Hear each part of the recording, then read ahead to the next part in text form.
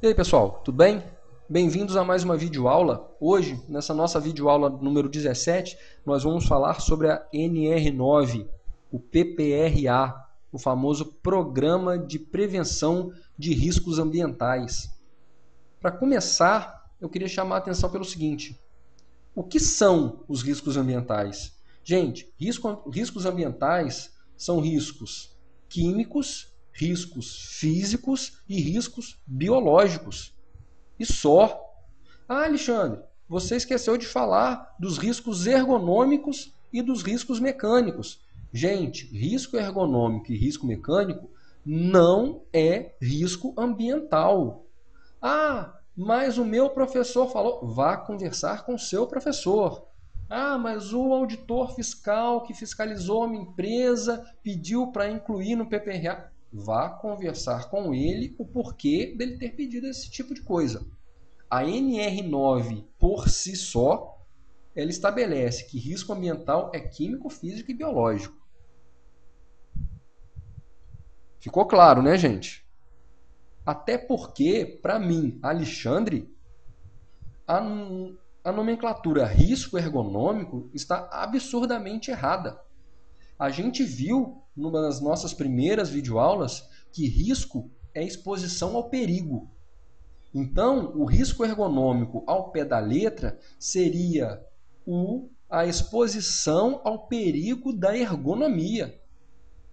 E a gente sabe que ergonomia...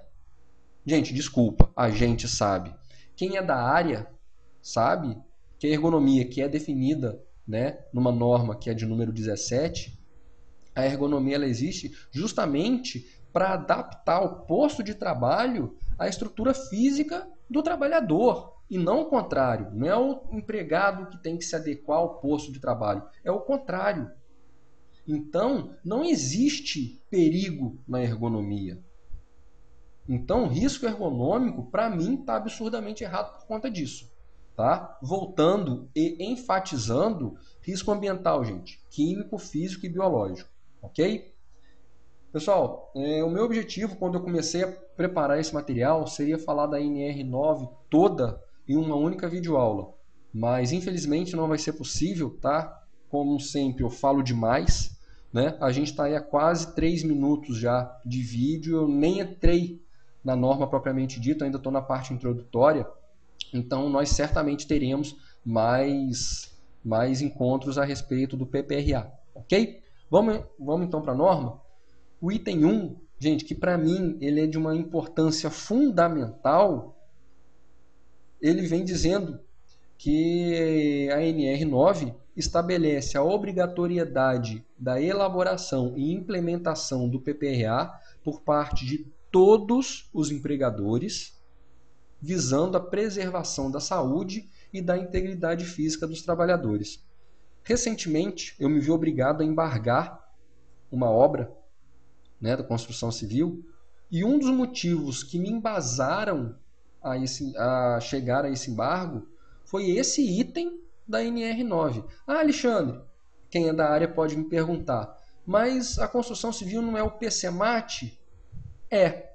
Quando nós falarmos da NR18, a gente vai dar uma definição bastante detalhada sobre o PCMAT, mas para quem não é da área, já vou dar uma esclarecida, que o PCMAT é o Programa de Condições e Meio Ambiente de Trabalho na Indústria da Construção Civil, né?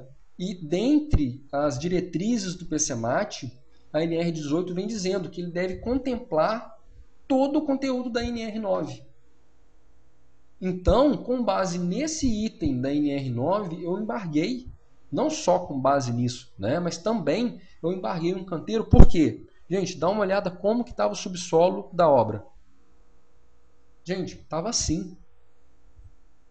Vocês, fica claro, apesar da minha câmera não estar ajudando, até em balde de concreto ela já caiu, né? A vida útil dela não é muito longa, né? Provavelmente, né? Mas mesmo que a imagem esteja um pouco embaçada, fica claro, isso é o subsolo, isso é água pura, gente.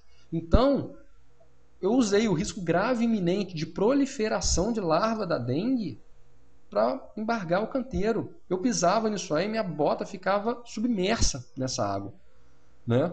O que é mais grave, Olha o poço do elevador como é que estava. Isso aí tem 1,40 m de profundidade, gente. Isso era água pura. E tinha 4 fossos, melhor dizendo, desse tipo na obra.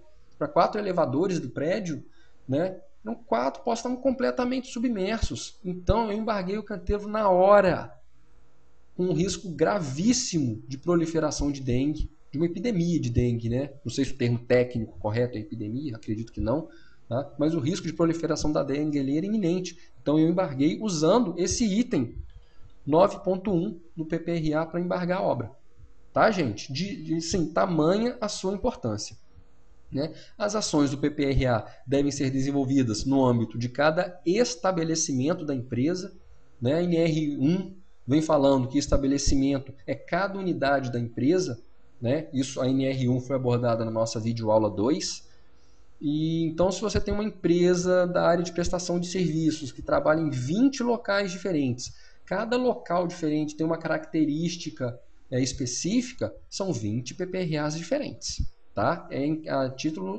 No âmbito de cada estabelecimento. Ficou claro, né? Vamos adiante. O PPRA deve estar articulado com o disposto nas demais NRs, em especial com o PCMSO. O PCMSO, nós abordamos na nossa videoaula 14, né? Eu comento, né, que o PCMSO anda de mãos dadas com o PPRA. Muito médico coordenador do PCMSO, o médico, melhor dizendo, o médico que elabora o programa, ele pede o PPRA do estabelecimento para dar uma olhada nos riscos do local, dos riscos ambientais. Então, com base neles, que ele vai pedir, por exemplo, uma audiometria, uma espirometria, um raio-x. Ok? Vamos adiante. Né? Para efeito desta NR, e é aquilo que eu falei no início, consideram-se riscos ambientais os agentes físicos, químicos e biológicos existentes nos ambientes de trabalho que, em função de sua natureza, concentração ou intensidade e tempo de exposição, são capazes de causar danos à saúde do trabalhador. Ou seja, gente, é físico, químico e biológico. Esse tipo de agente é capaz de causar dano à saúde do trabalhador. Não tem como falar em agente ergonômico capaz de causar dano à saúde do trabalhador. Ficou claro, né? Espero que você, que é técnico de segurança, nunca elabore um programa que envolva um agente ergonômico. Tá, gente? Por favor, serei eternamente grato. Outra coisa que eu queria chamar a atenção aqui é isso aqui, gente. Intensidade e tempo de exposição. Concentração ou intensidade e tempo de exposição. Concentração e tempo de exposição é uma balança que eu vou me referir muito a ela quando a gente falar sobre insalubridade. Quanto maior a concentração, menor deve ser o tempo de exposição. Maior o tempo de exposição, menor deve ser a concentração. Por exemplo, um produto químico a 10%. Produto químico que causa dano à saúde do trabalhador. É uma concentração muito elevada para alguns agentes químicos. Então, o tempo de exposição tem que ser reduzido. Agora, você tem uma concentração ou intensidade de 0,00001% desse agente químico insalubre, vamos dizer assim, você evidentemente pode aumentar o tempo de exposição do trabalhador. Né? A gente recebe esse tipo de pergunta muito comumente, muito frequentemente, melhor dizendo, no plantão fiscal que a gente dá na superintendência. Eu trabalho numa oficina mecânica, trabalho com graxa, eu queria saber se eu tenho direito à insalubridade. Tá? Já pegando um gancho na insalubridade. Gente, dependendo, a gente sempre pergunta mais para saber alguns detalhes, mas normalmente a resposta é não, porque aquele tipo de graxa já foi feito para aquele tipo de trabalho, para o contato humano frequente. Então, normalmente não tem direito à insalubridade, tá? Por conta disso, por causa da concentração daquele determinado produto. Lógico, gente, isso não é uma regra, tá? Então, por isso que eu estou falando, normalmente não tem direito por conta disso, por conta da concentração de uma graxa, por exemplo. Tá? Então aquilo não chega a dar, por mais que seja um risco, existe um risco químico ali, né? Você não tem uma concentração que faça jus ao pagamento do adicional de insalubridade na maioria dos casos. Né? Então uma sugestão de um PPRA é um treinamento sobre o correto manuseio do produto, como fazer a higienização do local, das mãos, das ferramentas de trabalho e etc. Né? Vamos seguir? né, deverá ser efetuada sempre que necessário e pelo menos uma vez ao ano uma análise global do PPRA. Gente, você não tem que refazer o PPRA anualmente. Tá? Uma vez por ano, pelo menos, é uma análise global do programa para avaliação do seu desenvolvimento e realização dos ajustes necessários. Na maioria das vezes, eu peço os 2 últimos PPRAs, o atual e o anterior, para ver se a coisa evoluiu.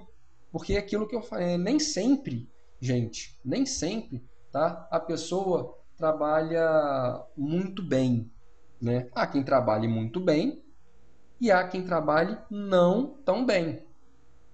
Então, tem muita gente, muita empresa que presta serviço, né? E não está errado prestar serviço na área de saúde e segurança do trabalho, o mercado precisa disso. Você vai contratar uma pessoa especializada, né, para fazer esse tipo de programa para sua empresa, né? Mas tem uma coisa que tem que ficar clara, é isso. Não é o PPRA que tem que ser pago anualmente, porque muita gente vende o produto, digamos assim, né? Ó, isso aqui todo ano você tem que comprar. O objetivo do Ministério do Trabalho não é esse. O objetivo do Ministério do Trabalho é fiscalizar se a saúde dos trabalhadores está sendo preservada e está havendo um acompanhamento dos programas existentes no estabelecimento para que essa preservação ocorra. Esse é o objetivo dessa avaliação anual. Então, se você já tem um programa estabelecido, né, implementado na sua empresa, você não tem que refazer aquilo. O negócio está dando certo. Você tem que fazer uma análise daquilo e, se for necessário, um ajuste. Aí você vai refazer o quê? O cronograma. Você vai aprofundar os treinamentos dados, vai treinar os trabalhadores que não receberam, né, esse treinamento anterior, vai aprofundar o treinamento em quem já recebeu, né, o inicial. Então, o objetivo é fazer o ajuste que for necessário. Por exemplo, foi feita uma alteração na planta da linha de produção. Você provavelmente vai ter que fazer um reajuste desse PPRA. Agora, se tudo se manteve como no ano anterior, não há que se falar em refazer o programa, basta uma análise. Né? Mas o fiscal pediu para eu refazer. Vá conversar com o fiscal. O que a norma pede é que seja feita uma análise. Que o próprio empregador, muitas vezes, né, pode fazer. A gente vai abordar isso no próximo item. Vamos a ele agora. Né? Desculpa, gente, voltando. Né? Perdão. Então, o próprio empregador, né, ele pode fazer uma análise. Se é que não houve mudança nenhuma, né, no ambiente de trabalho, é só fazer um relatório, anexar no programa inicial, falando que em função da manutenção das características do estabelecimento, não houve necessidade de alterar os parâmetros do PPRA, com exceção dos treinamentos realizados, que foram aprofundados ou foram readequados, enfim. Né? O documento base e suas alterações e complementações deverão ser apresentados e discutidos na CIPA, quando existente na empresa, lógico, sendo sua cópia anexada ao livro de atas. Né? Vocês já devem imaginar quantas vezes eu vi um PPRA anexado a uma ata de CIPA. Quem respondeu 0, acertou. Né? O documento base e suas alterações deverão estar disponíveis de modo a proporcionar o imediato acesso às autoridades competentes. Gente, o PPRA é um documento que tem que estar no local à disposição da fiscalização sempre. Ok? Né? E o último tópico desse nosso encontro, a elaboração, implementação, acompanhamento e avaliação do PPRA poderão ser feitas por qualquer pessoa que, a critério do empregador, seja capaz de desenvolver o disposto no SNR. Gente, é a critério do empregador. Cabe à fiscalização, né, fiscalizar, ver se o PPRA está abordando tudo que a NR9 contempla. Mas, se ele achar que o porteiro dele, que hoje está aposentado, mas que a vida inteira trabalhou com instalação hidráulica, que o cara vai ser capaz de elaborar um programa desse, sendo que a empresa dele é sobre instalação hidráulica, lógico que esse cara pode elaborar. O cara sabe tudo sobre instalação hidráulica, tá? Mas é a critério do empregador, ok? Gente, para terminar, à disposição no Orkut, e-mail, Facebook e Twitter. O meu muito obrigado a todos, até a próxima e tchau! Um grande abraço. Até a próxima, se Deus quiser.